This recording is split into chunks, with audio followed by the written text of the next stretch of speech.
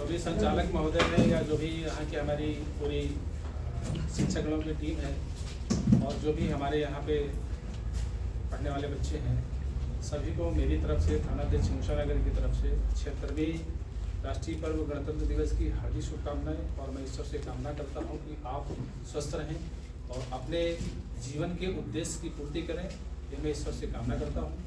और इसके साथ साथ इस पर्व में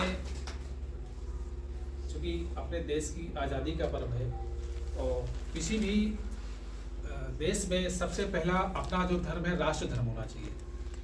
भाई हम कुछ भी हमारे आपके मतभेद हो सकते हैं, मनभेद हो सकते हैं, लेकिन जहाँ राष्ट्र की बात है वहाँ पे आप राष्ट्र के साथ कभी भी आप कंधे से कंधा मिला के चलिए और राष्ट्र सेवा में, चाहे जहाँ पे रहिए आप, चाहे नौकरी में रहें, चाहे किसी प्रोफेशन में रहें, चाहे कहीं भी किसी समाज के किसी भी सेवा में रहें, तो सबसे पहला अपना धर्म होना चाहिए राष्ट्र धर्म। राष्ट्र सुरक्षित है तो हम दुनिया सब सुरक्षित है।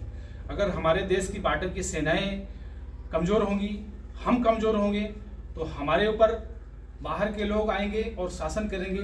और मालूम है कि गुलामी हम लोगों ने कितने सालों तक झेली है और किस तरीके से हमारे क्रांतिकारियों का इसमें योगदान है, खून है, सहयोग है, उसमें समाज के सारे लोगों का है। उसमें कोई ये नहीं कहेगा कि भाई हिंदू, मुस्लिम, सिख, ईसाई, सारे समाज के, चूँकि ये एक जैसे बाग नहीं होता कि बाग में तरह तरह के फूल होते हैं, तभी बाग सुंदर लगता है।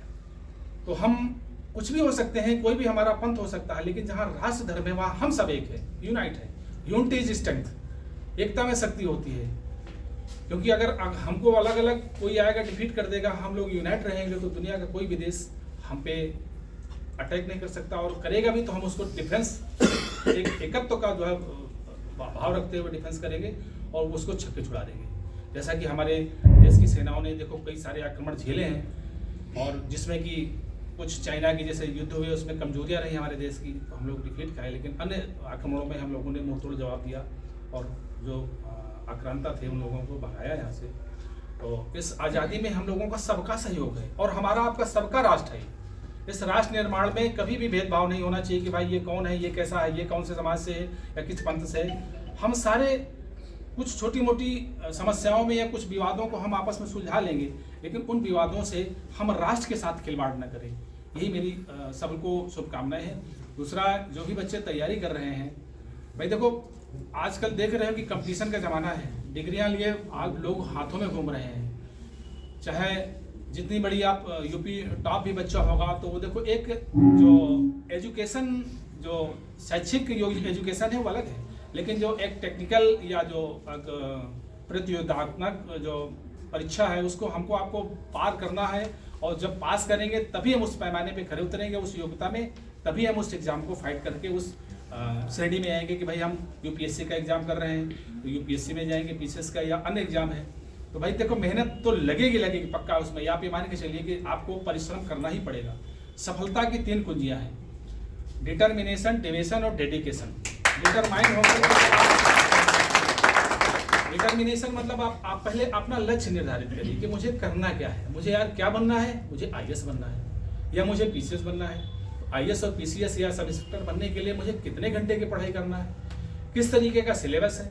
फिर उसको जब आप डिटर्मिनेशन होकर के, डिटरमाइन होकर के उसको काम करेंगे, फिर डिवेशन, उसके साथ आपको जो है समर्पण कि भाई हम कई घंटे पढ़ें और मेहनत करें, हमको यार ये परीक्षा पास करनी है तो इतना सिलेबस हमको तैयारी करना है, उसको चाहे रट के चाहे जैसे मनन करके। और इसके बाद फिर डेडिकेशन कि भाई बिल्कुल उसमें समर्पित हो जाए। जैसे अर्जुन को बताया, भाई द्रोणाचार्य के सबसे प्रिय शिष्य अर्जुन क्यों थे? क्योंकि उसको जब द्रोणाचार्य ने कहा, भाई सब शिष्यों ने कहा कि गुरुजी आप तो अर्जुन को बड़ा बताते हैं कि मेरा बड़ा प्रिय है शिष्य, तो उन्होंने कहा चलो अच्छा मैं एग्जाम लेता हूँ तुमसे। तो उन्होंने पेड़ में जो है एक छोटी सी चिड़िया को रख दिया था और सबको धनुष मार दिया। उन्होंने कहा कि ठीक है तुम बताओ। उन्होंने कहा कि भाई भीम तुम बताओ क्या दिख रहा है चिड़िया। उन्होंने कहा चिड़िया की पूंछ भी दिख रही है, चिड़िया पूरी दिख रही है, इधर पेड़ दिख रहे हैं, इधर ये दिख रहा है, और ये लक्ष्य बताया गया कि तुमको चिड़िया की आंख में मारना है तीर। तो सभी शिष्यों से पूछा, 5 पांडवों से पूछा, कौरवों से भी पूछा, और जो शिष्य थे सबसे पूछा, सबने यही बताया। कोई कहा कि वो मुझे चिड़िया पूरी दिख रही है, इधर ये पेड़ दिख रहा है, इधर ये दिख रहा है। और अर्जुन से जब पूछा गया तो उन्होंने कहा कि गुरुजी मुझे केवल आपका जो टारगेट है कि चिड़िया की आंख में तीर मारना है, तो मुझे केवल चिड़िया की आंख दिख रही है। तो कहने का मतलब कि पढ़ाई में जब आप कोई गोल को गेन नहीं कर पाओगे, जब उस गोल की तरफ अपना लक्ष्य बना के बिल्कुल डेडिकेट होकर के बिल्कुल हमको एकाग्रचित करके पढ़ाई करना है कि भाई ये चीज हमको हासिल करना है, तो असंभव नहीं कोई चीज जब आप उसमें समर्पित भाव से बिल्कुल एकाग्रता से उसमें तहे दिल से काम करोगे कि भाई हमें ये परीक्षा एग्जाम पास करना है। अब आप सोचो, सपने देखो कि भाई यार मुझको आईएएस की तैयारी करना है, और आईएएस की तैयारी के लिए देखो पहले अब हमारे हिंदुस्तान में एक से एक कितने अच्छे अच्छे कोचिंग संस्थान चल रहे हैं जो कि लाखों बच्चों पढ़ते हैं। इलाहाबाद और आप कहीं मुखर्जी नगर दिल्ली में जाइए, जो जाते होंगे देखा होगा आपने, लाखों बच्चे हैं जो 10 साल तैयारी करके बोरिया बिस्तरा बांध के घर में फिर आ जाते हैं। तो ऐसा भाई पहले बात तो लक्ष्य बना के कोई को कार्य को करो, क्योंकि फिर क्या होता है, बच्चा जब कोई चीज गेन नहीं कर पाओगे तो अवसाद हो जाएगा, आपको डिप्रेशन में आ जाओगे। मालूम चला कि आपके साथ के बच्चे जो है यूपीएससी में चले गए, कोई पीसीएस में चला गया, कोई अन्य रेलवे या बैंकिंग में चला गया, आपका कहीं सिलेक्शन नहीं हुआ तो आप अवसाद में आ जाओगे। इसलिए युद्ध में वहीं घुसो जहां आप कुछ गेन कर सकते हो, या बिल्कुल तैयारी करो उसको। सफलता मिलती है ऐसा नहीं है, मिलेगी सफलता, try and try again you will succeed at last. कहते ना कि वो करत करत अभ्यास के जड़मत होत सुजान और रसरी आवत जाते थे सिल पर होत निशान।